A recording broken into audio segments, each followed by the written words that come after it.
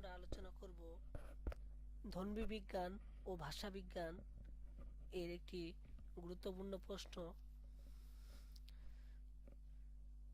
যেটি পরীক্ষায় আসার খুবই সম্ভাবনা রয়েছে। তো চলুন শুরু করা যাক।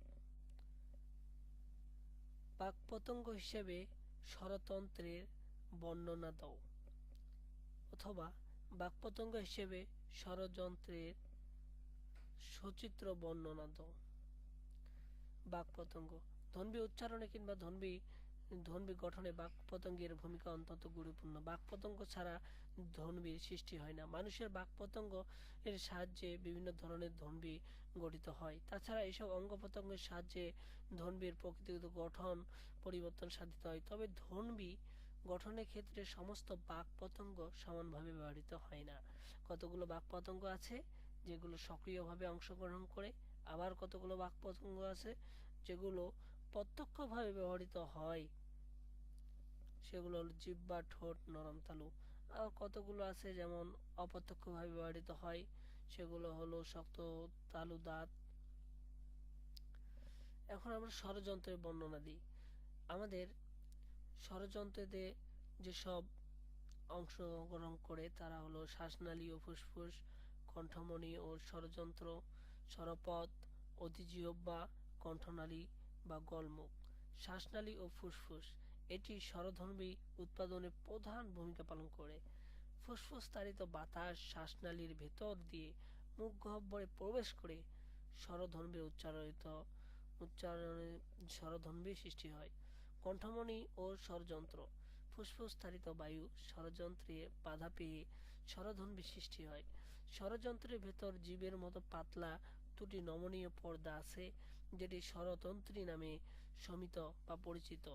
এটি দেখতে উল্টা ভি এর মতো। স্বরপথ স্বরতন্ত্রী পর্দা দুটি সরে গিয়ে এদের মাঝখানে যে পথের সৃষ্টি হয় তাকে স্বরপথ বলে। ধ্বনি সৃষ্টিকালে এগুলো ঘোষতা বা অঘোষতা পায়। অধিজিহ্বা কি?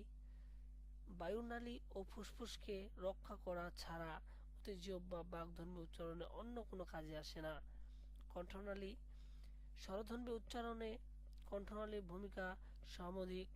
ফুসফুস তাড়িত বাতাস মুখ গহ্বরে আসার পূর্বে কণ্ঠনালীতে প্রবেশ করে।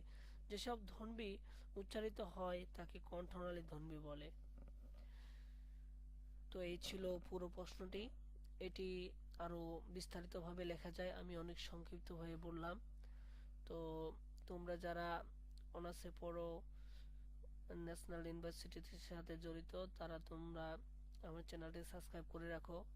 আমার চ্যানেলটিতে অনার্স প্রথম, দ্বিতীয় ও তৃতীয় বর্ষের বিভিন্ন সাবজেক্ট নিয়ে আলোচনা করা হয় এবং বিভিন্ন কারিগরি প্রশিক্ষণ, ড্রাইভিং,